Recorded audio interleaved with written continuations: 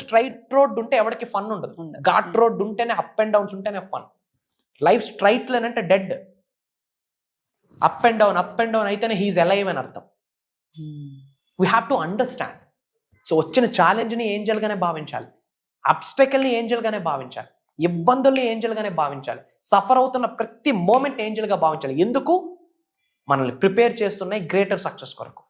That is the mind set. అలాంటి mind set కలిగి ఉన్న వ్యక్తులు ఎందుకు మేనిఫెస్టేషన్ రాదో ఐఎమ్ ఛాలెంజింగ్.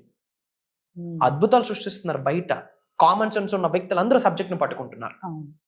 అతికి వెళ్ళిపోతే ఇంకేముండదు, బూడిద, యాష్. పట్టుకోవాలి సబ్జెక్ట్ని.